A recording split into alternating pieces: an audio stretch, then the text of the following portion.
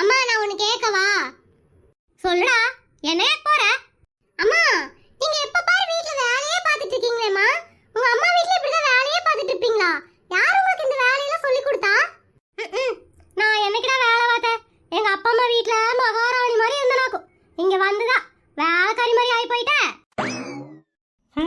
என்ன புழுகுறான்னு பாருங்க. அவங்க அப்பா வீட்ல மகாராணி மாதிரி இருந்தாலாமா. இவ கதை எனக்கு ஒருத்தருக்கு தான் தெரியும். அது தெரியாம என் பையன்கிட்ட போய் பேசிட்டு இருக்கிறா. அம்மா நிஜமாவாமா? எந்த வேலையும் செய்ய மாட்டீங்களா? ஆச்சி தாத்தா உங்களை அப்படி பாத்துக்கிட்டாங்களாமா? டேய் உனக்கு ஒரு விஷயம் தெரியுமா? அம்மா காலையில சூரிய உதயத்தையே பார்த்ததுலயாக்கு 10 மணி இல்லாம தூங்கி எந்திரிக்கவே மாட்டேன். என் ரயில் எங்க அம்மாவும் என்னை எழுப்பவே மாட்டாங்களாக்கும். 10 மணி இல்லாம எந்திரிக்க மாட்டா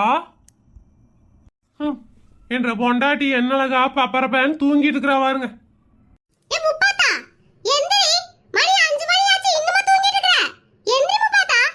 ஏங்க நீ எந்திரிக்கன்னு நேரமாச்சு.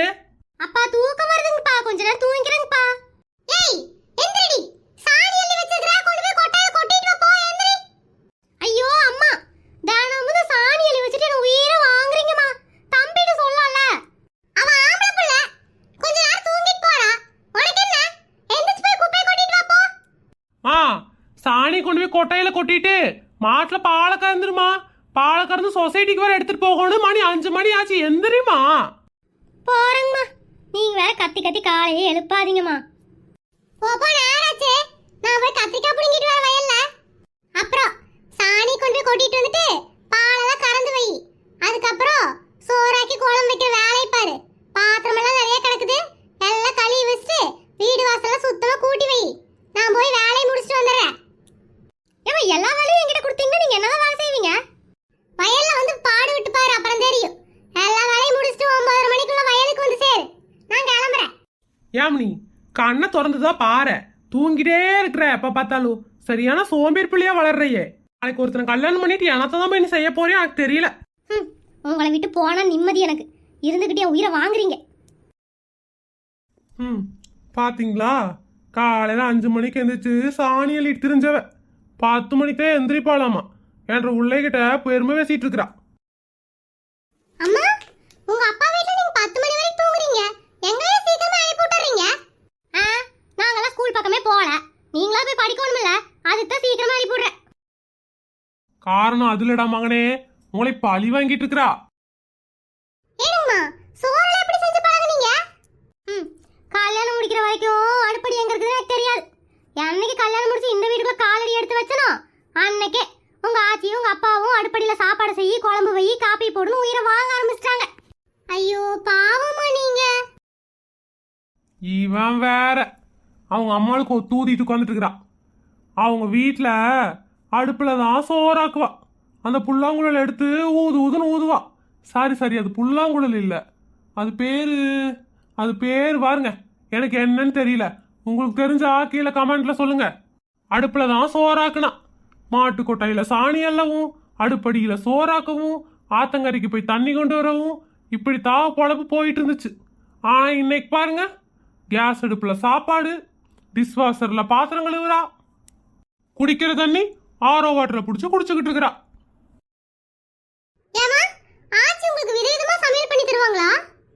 டேய் இதெல்லாம் என்னடா கேள்வி?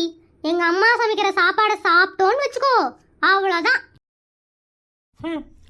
அவன் ஊர் விட்டு ஓடியே போயிடுவான். அவ்வளவுதான். வேணும் கேட்டு சாப்பிடுவாங்க. அப்படியாமா? ஆச்சி வேற என்னெல்லாம் சமைப்பாங்க? எங்க அம்மா பிரியாணி செஞ்சுச்சுன்னா நாங்கெல்லாம் 2 நாள் ஆனாலும் வச்சு சாப்பிடுவோம். ஏ பையன்கிட்ட பார்த்து புழுகுடி. பிரியாணியா? உங்க அம்மாவா? பிரியாணிக்கு உங்க அம்மாவுக்கு தமிழ் அர்த்தமே தெரியாதேடி. உங்க வீட்டுக்கு போனா கேப்பக்களின்னு ஒன்று போடுவீங்க, கேட்டா ஆரோக்கியம்னு சொல்லுவீங்க. அதுக்கப்புறம் உங்க அம்மா ஒரு மொச்சக்கொட்டை போட்டு ஒரு குழம்பு வைக்கும். இந்த குழம்பு தான் உங்களுக்கு தெரியும். உங்க வீட்டுல இட்லி தோசையாவது நீ கண்ணில் பார்த்துருப்பியாடி? இங்க குக்கர்ல இட்லி வச்சு திங்கிறா. இவெல்லாம் பிரியாணி பத்தி பேசுற எல்லாமே காய் போயிருச்சு. இது தெரியாம என்ற பையனும் உட்காந்து ரசிச்சுட்டு இருக்கிறான் பாருங்க. ஏமா அப்ப இங்க வந்ததுக்கு அப்புறம் தான் நீங்க ரொம்ப கஷ்டப்படுறீங்களாமா? என் கவலையை போய் நான் எங்க செஞ்சே சொல்லுவேன். உங்க